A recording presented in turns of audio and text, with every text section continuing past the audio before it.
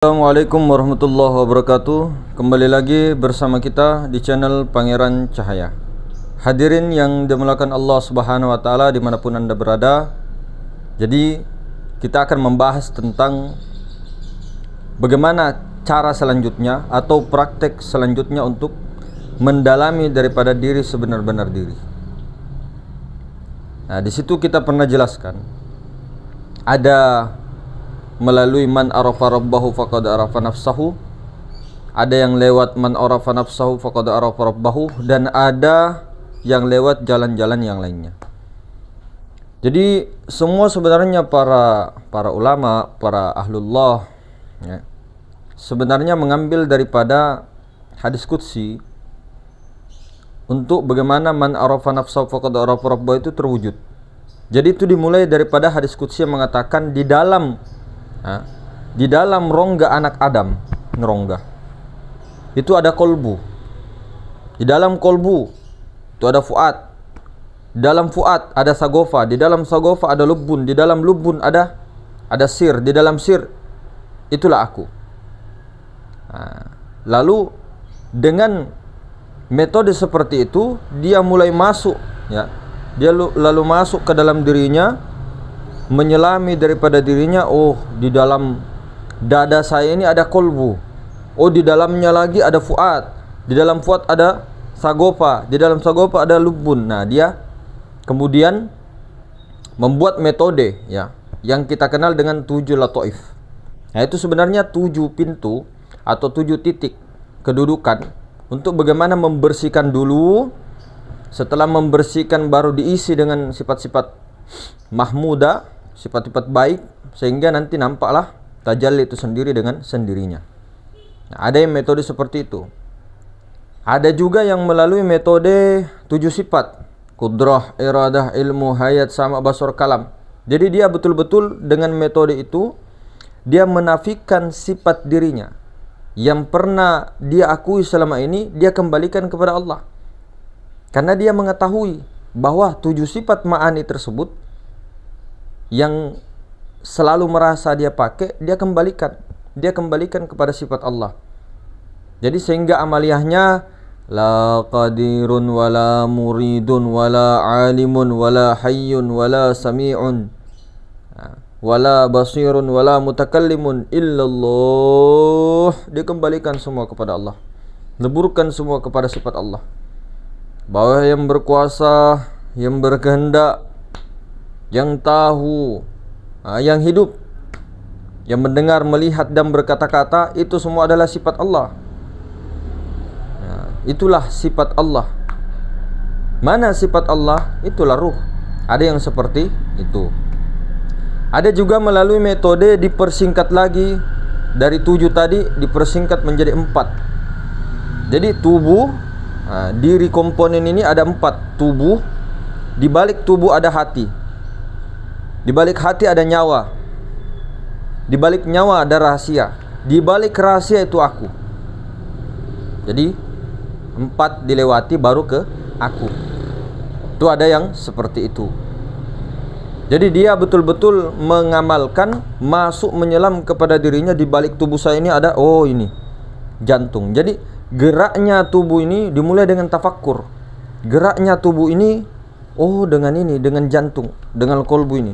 Karena kalau tidak ada kolbu, tidak bisa bergerak. Karena ini pemompa ya. Jantung ini adalah pemompa darah. Oh, tapi jantung ini ternyata masih ada lagi di atasnya, di dalamnya. Oh, kalau tidak ada nafas atau nyawa naik turun ini, nah, coba kita tutup, bahkan ini tidak akan bisa berfungsi. Jantung sanubarin tidak akan berfungsi kalau tidak ada nafas. Oh, ternyata ke dalam lagi, kalau tidak ada sir yang menggerakkan nafas atau nur ilahi, maka tidak akan bisa naik turun itu nafas. Tidak bisa. Kalau tidak ada sir di balik nyawa itu yang mengendalikan, itu adalah sir. Oh, ternyata di balik sir itu adalah aku. Aku yang sebenarnya yang kunhizat itu. Masya Allah. Baru dia mulai berjalan. Dia mulai berjalan dengan merasakan betul-betul, merenungi itu semua. Oh iya, masuk dia ke dalam. Di balik tubuh ada hati, di balik hati ada nyawa. di balik nyawa ada rahasia, di balik rahasia itulah aku. Nah, begitu berjalan dia. Jadi kemudian ada juga yang menyingkat menjadi dua bagian. Oh, diri kita ini ada jasmani, ada ruhani. Oh, jasmani ini dari dia renungkan, dia tafakkuri. Oh, jasmani ini dari air mani. Oke, air mani dari saripati makanan. Oh, saripati makanan daripada tumbuh-tumbuhan, hewan semuanya daripada tanah. Nah, itu kalau diruntut ke air maninya. Tapi sebenarnya itu air mani itu daripada bapak.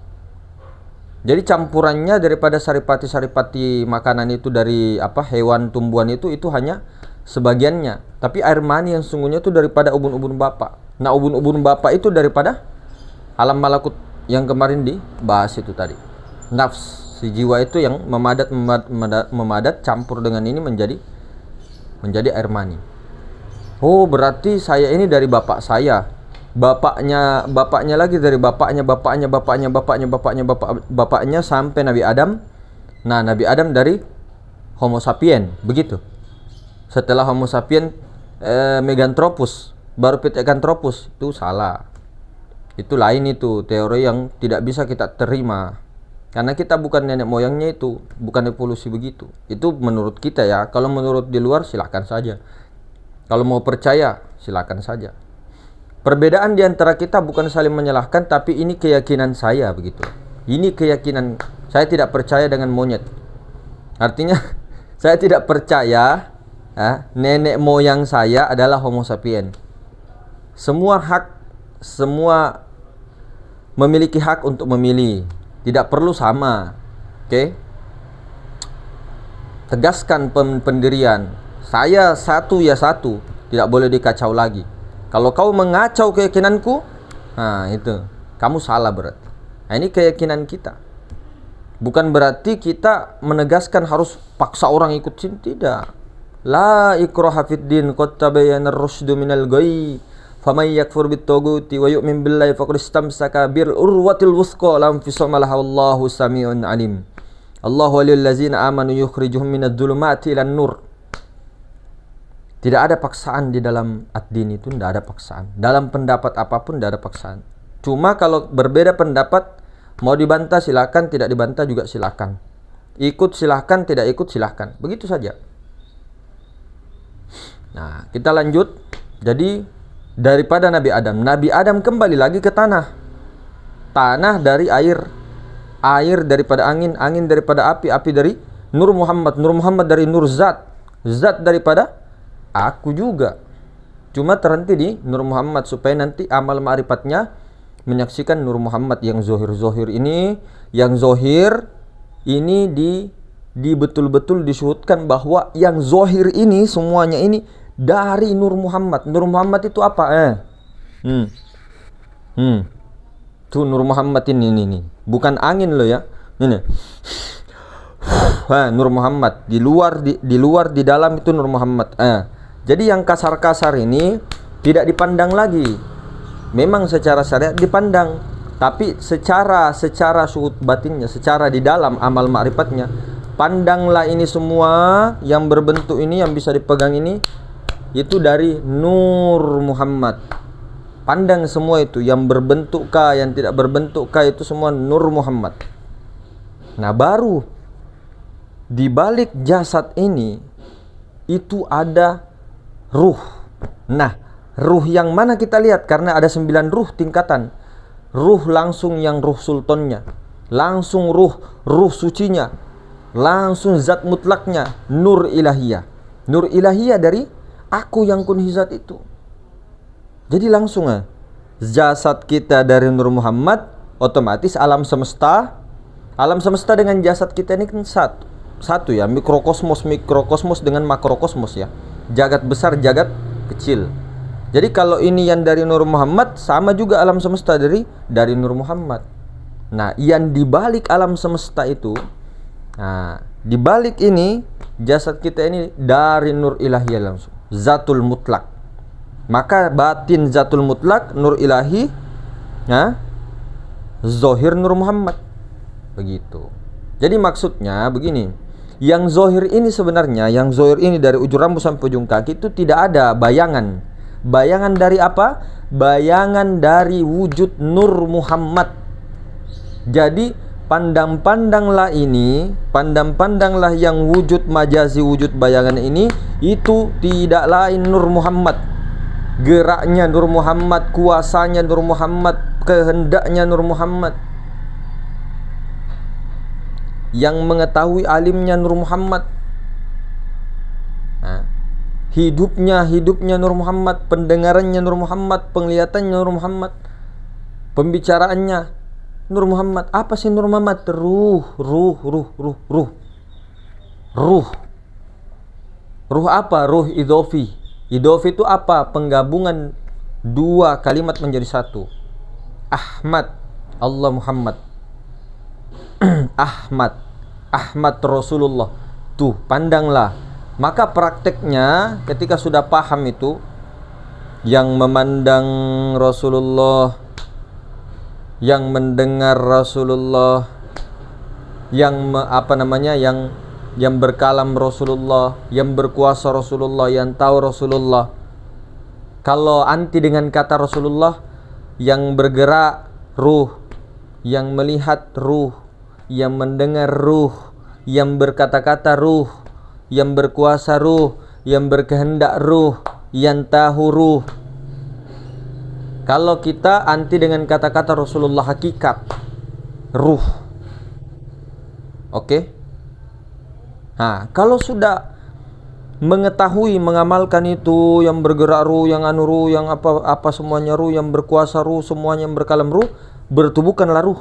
Jangan bertubuhkan jasad.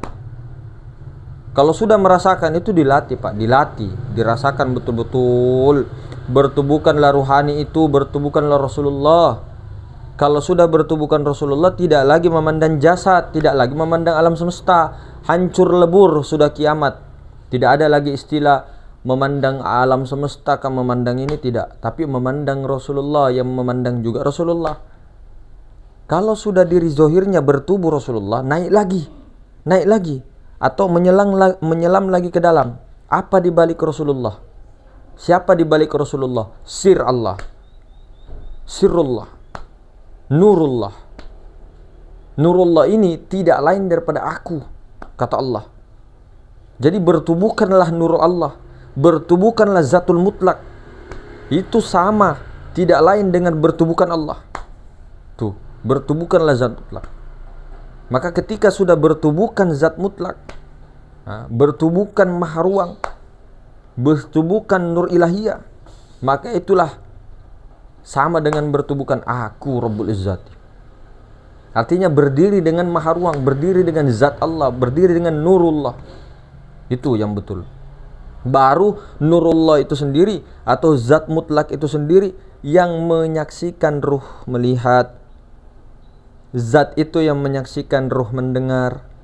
Zat itu menyaksikan ruh yang berkalam.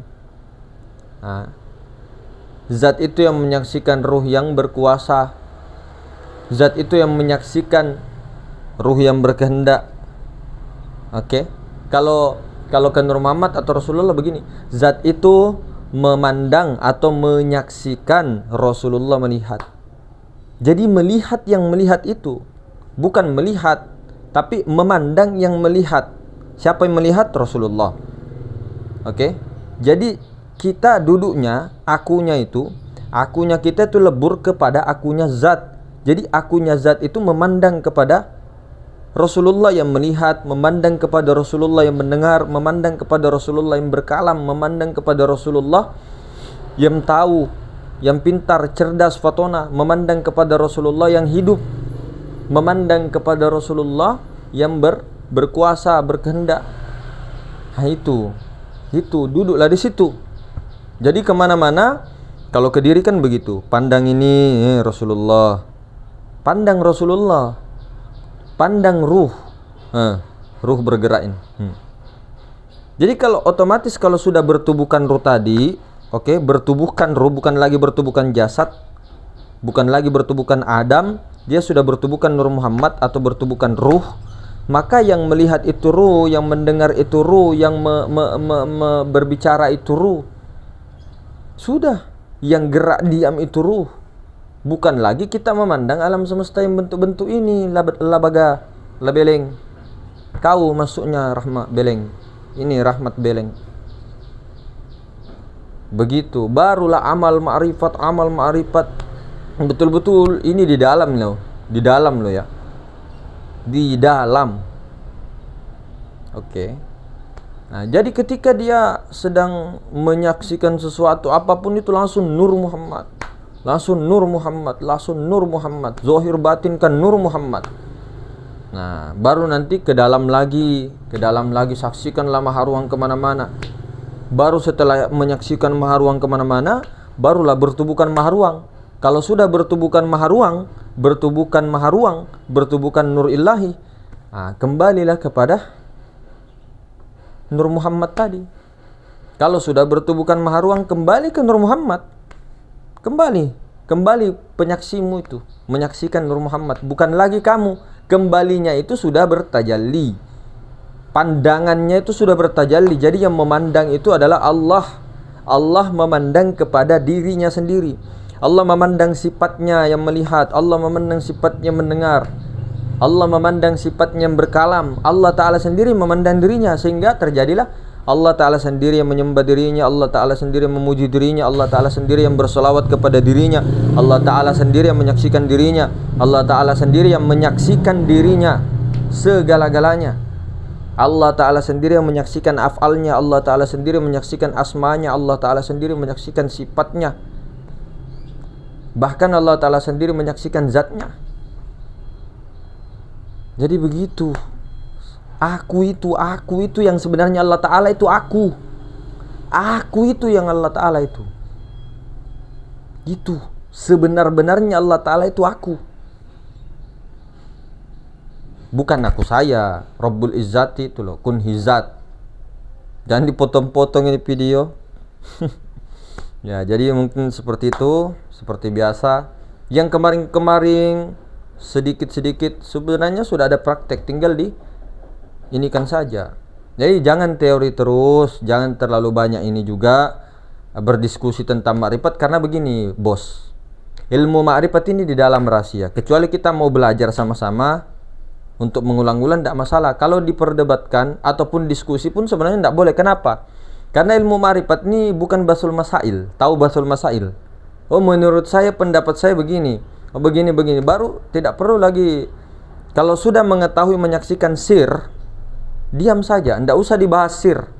Zat itu, sir itu saja tidak bisa dibahas. Jangankan sir, ruh saja itu, ruh semesta alam atau nur Muhammad itu tidak bisa dibahas.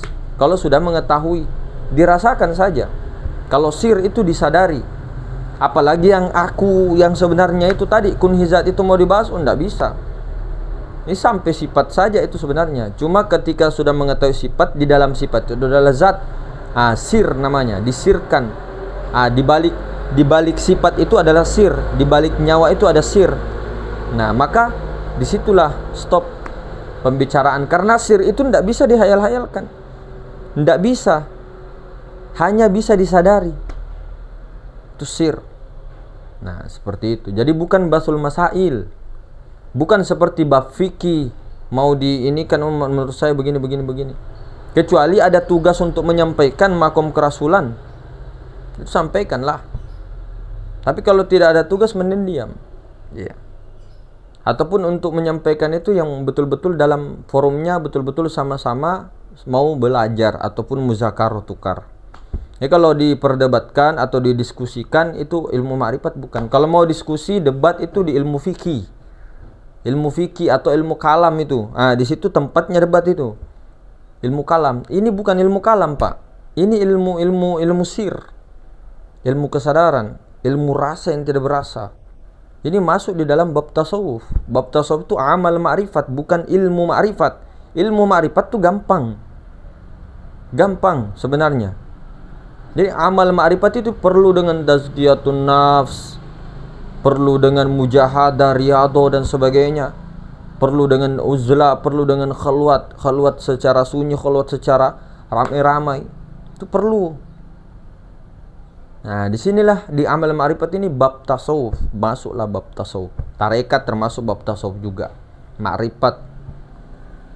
Kemudian hadiah-hadiahnya seperti zuhud, wara, kemudian macam-macamnya, banyak mahabbah dan sebagainya, itu di bab-bab tasawuf semuanya. Jadi mungkin begitu hadirin, silakan. Assalamualaikum warahmatullahi taala wabarakatuh.